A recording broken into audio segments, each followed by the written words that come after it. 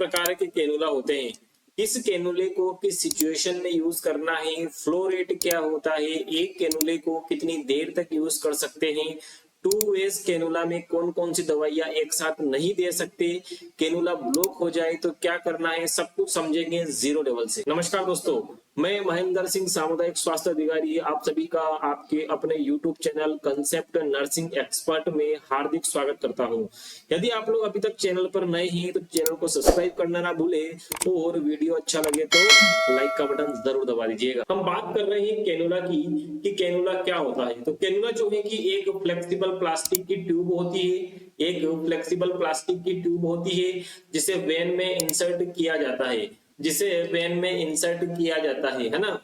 Cannula एक flexible plastic की tube होती है जिसे नीडल की सहायता से हम वेन में इंसर्ट करते हैं, फिर नीडल को बाहर निकाल लेते हैं और उस प्लास्टिक की ट्यूब को अंदर वेन में रहने देते हैं। ठीक है, क्लियर है यहाँ तक। आगे हम बात करते हैं कि इसके उद्देश्य क्या क्या है, आखिर में कैनुला हम क्यों डालते हैं, बिना कैनुला के भी क्या काम चलाया जा सकता है। तो देखिएगा, सबसे पहली जो इसकी इंपॉर्टेंस होती है, इसका उद्देश्य होता है, वो होता है आईवी फ्लूइड एडमिनिस्ट्रेशन के लिए। जब मरीज को डिहाइड्रेशन या इलेक्ट्रोलाइट इम्बैलेंस या ग्लूकोज की कमी हो जाए तो हम कैनुला की मदद से डायरेक्ट वेन के अंदर फ्लूइड दे सकते हैं। देखो, जब हम मुंह से दवाई खाते हैं तो पहले वो पेट में जाएगी, फिर आंतों में पहुंचेगी, उसके बाद उसका डाइजेशन होगा, मेटाबॉलिज्म होगा, उसके बाद वह ब्लड में पहुंचेगी, फिर मरीज को जाकर के आराम मिलेगा। लेकिन कैनुला के अंदर हम दवाइयां डायरेक्ट ब्लड के अंदर देते हैं जिससे वह तुरंत रिजल्ट देती है और मरीज को तुरंत राहत मिलती है। तो दूसरा उद्देश्य देखिएगा इसका कि मेडिकेशन एडमिनिस्ट्रेशन के लिए कुछ दवाइयां ऐसी होती है जिन्हें तुरंत असर करना होता है, जैसे कि इमरजेंसी में मरीज की हालत गंभीर हो तो इंतजार नहीं कर सकते कि उसको दवाई मुंह से एब्जॉर्प्शन डाइजेशन सब कुछ हो फिर वो खून में जाए। डायरेक्ट अपन आईवी कैनुला के द्वारा वेन में इंसर्ट करेंगे मेडिसिन और तुरंत रिजल्ट लेंगे। ठीक है, तीसरा होता है ब्लड ट्रांसफ्यूजन करने के लिए। किसके लिए? ब्लड ट्रांसफ्यूजन करने के लिए हम कैनुला को उपयोग में लेते हैं। पेशेंट को अचानक ब्लड की जरूरत पड़ गई, जैसे कि एक्सीडेंट हो गया, सीवियर एनीमिया की कंडीशन हो गई, तो कैनुला की मदद से अपन डायरेक्ट ब्लड चढ़ा सकते हैं। ठीक है, चौथे नंबर का जो पर्पस है अपना वो है ब्लड सैंपल निकालने के लिए। अरे हम कैनुला की मदद से इजीली आसानी तरीके से सैंपल ले सकते हैं। अब मरीज को बार बार पिंच करके उसको परेशान करने की जरूरत नहीं है। ठीक है, तो ये इसके उद्देश्य हो गए। अब अपन बात करते हैं कि कैनुला जो है कि कितने टाइप का होता है। कैनुला की अगर अपन टाइप की बात करें तो कैनुला गोज में आता है। कैसे आता है? कैनुला गोज के अंदर आता है। जैसे आप मार्केट में दूध लेने गए तो दूध को आप लीटर में लेके आओगे, यदि आप चीनी लेने गए तो चीनी को आप किलो में लेके आओगे। उसी प्रकार सभी चीजों की अपनी अपनी एक यूनिट होती है, वैसे ही कैनुला की भी अपनी एक यूनिट होती है जिसे अपन क्या बोलते हैं? गोज कहते हैं। ठीक है, अलग अलग गोज के अकॉर्डिंग अलग अलग कलर का कैनुला होता है। और जितनी ज्यादा गोज होगी कैनुला की फ्लो रेट उतनी ही फ्लो रेट उसकी कम होगी। ठीक है, जितना बड़ा गोज का नंबर होगा कैनुला के निडल की साइज उतनी ही कम हो। आप लोगों के मन में यहाँ पर एक सवाल आ रहा होगा कि यार इतने सारे 26 नंबर, 24 नंबर, 22 नंबर, इतने सारे कैनुले बनाने की क्या आवश्यकता थी? एक छोटे बच्चों के लिए बना देते, एक बड़ों के लिए बना देते, 2 कैनुला में काम चल सकता था। देखो, प्रत्येक इंसान की वेन अलग अलग होती है, किसी की मोटी होती है, किसी की छोटी होती है, तो किसी की बहुत ज्यादा पतली होती है ना। हम कैनुला वेन के अकॉर्डिंग सेलेक्ट करते हैं कि कैसा कैनुला है। जैसे बच्चों में मान लो कि बच्चों में अपन यूज करते हैं 26 नंबर का कैनुला और 24 नंबर का कैनुला। ठीक है, ये 2 टाइप के कैनुले अपन बच्चों में यूज में लेते हैं। अब इन दोनों टाइप में से अपन कौन सा यूज करेंगे वो बच्चे की वेन के ऊपर डिपेंड करता है। यदि वेन बहुत ज्यादा पतली है तो उसमें अपन 26 नंबर का ले लेंगे, और यदि 26 नंबर से थोड़ी सी हल्की सी बड़ी वेन है जो अपन को इजीली दिख रही है, इजीली फीएबल है, तो उसमें अपन जो है कि 24 नंबर का कैनुला यूज में ले लेंगे। ठीक है, तो मैंने आपको एक कंसेप्ट क्लियर कर दिया है कि जितना ज्यादा गोज होगा उतना ही कैनुले का फ्लो रेट कम होगा, यानी कि जितना बड़ा कैनुले का नंबर, जो आगे की जो निडल होगी वो उतनी ही ज्यादा पतली होगी। ठीक है। जैसे 26 नंबर के कैनुले की नीडल सबसे ज्यादा पतली होती है, इसलिए इसको बच्चों में लगाया जाता है।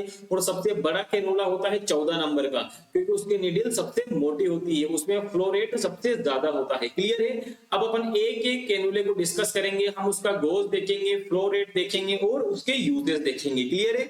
26 नंबर का जो कैनुला होता है वो पर्पल कलर का होता है। कैसा होता है? पर्पल कलर का होता है। इसकी जो फ्लो रेट होती है 15 ml पर मिनट होती है। कितनी होती है? 15 ml पर मिनट इसकी फ्लो रेट होती है। अब ये किस में यूज में लेंगे? बच्चे में यूज में ले सकते हैं, नियोनेट्स में यूज में ले सकते हैं। क्लियर है। नियोनेट्स किसे बोलेंगे? अरे जो बच्चा बर्थ से, जन्म से लेकर के 1 महीने तक का बच्चा होगा उसे अपन नियोनेट बोलेंगे। क्लियर है यहाँ तक। उसके बाद हम बात करते हैं 24 नंबर के कैनुले की। ये कैसा होता है? इसके कलर में ये येलो कलर का कैनुला होता है। कैसा होता है? येलो कलर का कैनुला होता है। इसकी जो फ्लो रेट होती है वो 20 ml पर मिनट होती है। कितनी होती है? 20 ml पर मिनट होती है। ठीक है। इसको किस में यूज में लेते हैं? इसको अपन बच्चे के अंदर यूज में ले सकते हैं और चिल्ड्रंस के अंदर इसको यूज में ले सकते हैं, यानी कि नियोनेट्स और चिल्ड्रंस दोनों के अंदर इसको यूज में ले सकते हैं। क्लियर है। अब नेक्स्ट जो कैनुला आता है वो आता है 22 नंबर का कैनुला। ये कैसा होता है? ये ब्लू कलर का कैनुला होता है और इसकी जो फ्लो रेट होती है वो 1 मिनट के अंदर 30 ml ब्लड ये पास कराता है। कितना कराता है? 1 मिनट के अंदर 30 ml ब्लड पास कराता है। ठीक है। इसको अपन कहाँ यूज में ले सकते हैं? ड्रिप लगाने के लिए यूज में लिया जा सकता है, ब्लड ट्रांसफ्यूजन करने के लिए यूज में लिया जा सकता है। यदि आपको लग रहा है कि इस पेशेंट के अंदर 22 नंबर का कैनुला फिट बैठेगा तो उसमें आप ड्रिप लगा सकते हो और ब्लड ट्रांसफ्यूजन कर सकते हो। ठीक है। उसके बाद आता है 20 नंबर का कैनुला और क्लिनिकल प्रैक्टिस में सबसे ज्यादा उपयोग में लिया जाने वाला कैनुला। यह पिंक कलर का होता है और इसकी जो फ्लो रेट होती है ये 55 ml पर मिनट होती है। कितनी होती है? 55 ml पर मिनट जो है किसकी फ्लो रेट होती है। क्लियर है। और इसको कहाँ यूज में लेते हैं अपन? हॉस्पिटल प्रैक्टिस के अंदर जब ड्रिप लगाते हैं तो वहां इसको यूज में ले सकते हैं। ठीक है। और ड्रग एडमिनिस्ट्रेशन के लिए इसको यूज में लिया जाता है ना। उसके बाद आता है 18 नंबर का कैनुला। कौन सा आता है? 18 नंबर का कैनुला जो कि ग्रीन कलर का होता है। कैसा होता है? ग्रीन कलर का होता है और इसकी जो फ्लो रेट होती है वो 90 ml पर मिनट होती है। कितनी होती है? 1 मिनट के अंदर यह 90 ml फ्लूइड को पास करता है ना। जैसे कि मान लो कि फटाफट से फ्लूइड चढ़ाना है और यदि वेन इसके अकॉर्डिंग सुटेबल है तो अपन इसके द्वारा फटाफट से फ्लूइड चढ़ा सकते हैं। ठीक है। फटाफट से इसके द्वारा क्या है कि अपन ब्लड ट्रांसफ्यूजन कर सकते हैं, है ना। नेक्स्ट कैनुला आता है वो आता है 17 नंबर का। कौन सा आता है? 17 नंबर का कैनुला आता है और 17 नंबर का जो कैनुला होता है वो व्हाइट कलर का होता है। कैसा होता है? सफेद कलर का कैनुला होता है। इसकी जो फ्लो रेट होती है वो 150 ml पर मिनट होती है। कितनी होती है? 150 ml पर मिनट होती है। ठीक है। और इसमें जो है कि अगर अपन फटाफट रैपिड इसके द्वारा किया जा सकता है, जैसे कि मान लो कि बड़ी सर्जरी हुई है, उस ट्रांसफ्यूजन करना है तो इसके द्वारा किया जा सकता है। ठीक है। उसके बाद आता है 16 नंबर का कैनुला जो कि ग्रे कलर का होता है। कैसा होता है? ग्रे कलर का कैनुला होता है और इसकी जो फ्लो रेट होती है वो 220 ml पर मिनट होती है। कितनी होती है? 220 ml पर मिनट होती है ना। और इसको अपन कहाँ यूज में लेते हैं? देख लो कि भाई कैनुला जो है नस के अकॉर्डिंग फिट बैठ रहा है, नस के अकॉर्डिंग, वेन के अकॉर्डिंग फिट बैठ रहा है तो इसमें जो है कि रैपिड फ्लूइड फटाफट से इससे फास्ट अपन फ्लूइड दे सकते हैं, सबसे पहला। और दूसरा इसमें अपन फास्ट ब्लड ट्रांसफ्यूजन इसके द्वारा भी कर सकते हैं। और लास्ट कैनुले की बात आती है कौन सा? 14 नंबर का कैनुला जो कि सबसे बड़ा कैनुला होता है। क्या होता है? 14 नंबर का कैनुला सबसे बड़ा कैनुला होता है। यह कलर में ऑरेंज कलर में आता है। किस में आता है? ऑरेंज कलर में आता है। उसके बाद यदि हम बात करें कि इसके फ्लो रेट की तो यह 1 मिनट के अंदर 270 ml फ्लूइड को पास करता है। कितना? 1 मिनट के अंदर 270 ml फ्लूइड को पास करता है। ओके। उसके बाद इसकी अगर यूज की बात करें तो सर्जरी के दौरान यदि अपन को फास्ट ब्लड ट्रांसफ्यूजन करना है तो उसमें इसको लिया जाता है। इसको सबसे पहले प्रायोरिटी दी जाती है यदि वेन मोटी है तो। ठीक है। हम बात करेंगे आईवी कैनुला के इंसर्शन के बारे में स्टेप बाय स्टेप। सबसे पहले अपन को क्या करना है? सबसे पहले अपन को आर्टिकल को प्रिपरेशन करना है। आर्टिकल का प्रिपरेशन कैसे करेंगे, जितने भी आर्टिकल है सब एक साथ रख लो, जैसे कि कैनुला हो गया, कैनुला का रख लो, उसके साथ में टोर्निक्वेट बेंड को रख लो। अरे टोर्निक्वेट बेंड क्या होता है, ये जो अपन पट्टा बांधते हैं ना यहाँ पर, उस पट्टे को अपन बोलते हैं टोर्निक्वेट बेंड। इसको बांधने से नस फटाफट से जल्दी फूल जाती है और जल्दी विजिबल हो जाती है। एल्कोहल स्वाब रख लो उस साइड को क्लीन करने के लिए। और क्या रखना होता है, कैनुला को फिक्स करने के लिए कैनुला फिक्सर रख लो। क्लियर है। दूसरा नंबर का जो हम कार्य करेंगे वो हम कार्य करेंगे वेन के सिलेक्शन का। किसका, वेन का सिलेक्शन का कार्य करेंगे। और इसमें जो है कि हम सबसे पहले अपन को नस ढूंढना है, और नस जो है कि एकदम चाहिए। ऐसा नहीं कि यहाँ पे जॉइंट पे लगा दिया और नस से बाहर कैनुला चला गया, नस एकदम सीधी होनी चाहिए, है ना। इसके लिए अपन को क्या करना है, नस ढूंढने के लिए टोर्निक्वेट बेंड लगाना है। कहाँ लगाना है, मान लो कि अपन को यहाँ पर कैनुला लगाना है। अपन ने देख लिया कि भाई हल्की नस फील हो रही है अपन को, तो इससे ऊपर यहाँ पर 8 से 10 सेंटीमीटर ऊपर टोर्निक्वेट बेंड को बांध दो, और उसे बांधने के बाद नस को अच्छे से विजिबल करके उसको फील कर लो। ठीक है। तीसरे नंबर का काम है साइट का प्रिपरेशन करना। साइट को प्रिपेयर करने के लिए अपन को क्या करना है, साइट को प्रिपेयर करने के लिए अपन को साइट को एल्कोहल स्वाब से साफ करना है। क्या करना है, एल्कोहल स्वाब से साफ करना है। ठीक है। और चौथा नंबर का जो काम आता है वो वेरी वेरी इंपॉर्टेंट है। वो क्या होता है, इसमें अपन को कैनुले को इंसर्ट करना है। क्या करना है, कैनुले को इंसर्ट करना है ना। कैनुले को हमेशा 15 से 20 डिग्री एंगल पर पकड़ना है। वेरी वेरी इंपॉर्टेंट, कैनुला को हमेशा 15 से 20 डिग्री एंगल पर पकड़ना है। गलत एंगल के कारण कैनुला नस से बाहर जा सकता है, इसलिए एंगल का विशेष रूप से ध्यान रखें। ठीक है। उसके बाद धीरे धीरे वेन में इंसर्ट करना है। यदि गुस्से में आकर के ज्यादा फोर्सफुली लगाया तो हीमेटोमा हो सकता है, मरीज के ब्लड एक्युमुलेशन हो सकता है, उसके गठान टाइप वहां पर बन सकता है। तो क्या करना है, धीरे धीरे वेन में इंसर्ट करना है। उसके बाद जो है कि अपन को क्या करना है, ब्लड फ्लैशबैक को चेक करना है।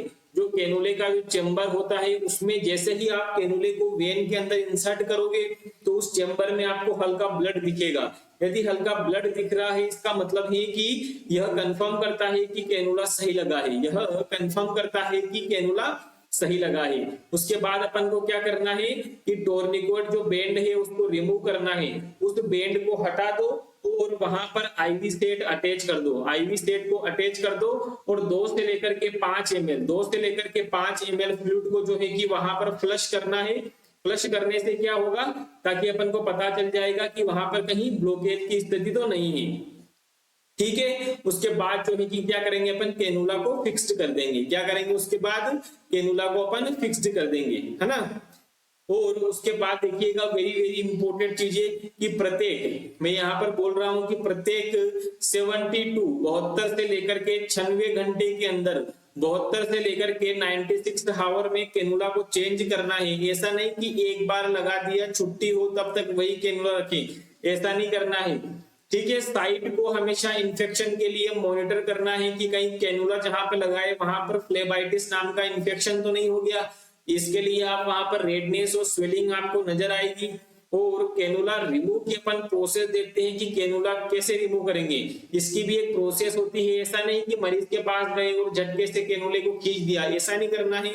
रिमूव करने के लिए सबसे पहले तो अपन ने जो कैनुला फिक्सर लगाया था उस कैनुला फिक्सर को क्या करना है, रिमूव करना है। क्या करना है, कैनुला फिक्सर को रिमूव करना है। और रिमूव करने के बाद धीरे धीरे कैनुला को क्या करना है, धीरे धीरे कैनुला को वेन से बाहर खींचना है। अब कैनुला को अपन ने वेन से बाहर खींच लिया तो वहां पर ब्लड आएगा, तो ब्लीडिंग को रोकने के लिए कॉटन से प्रेशर अप्लाई करना है। क्या करना है, ब्लीडिंग को रोकने के लिए कॉटन से वहां पर प्रेशर अप्लाई करना है। और जैसे ही 2-5 मिनट के बाद वो ब्लड आना बंद हो जाए, उसके बाद वहां पर इंफेक्शन ना हो, इसके लिए क्या करना है, after 5 minute clean the site bye antiseptic solution. ठीक है, क्लियर है यहाँ तक।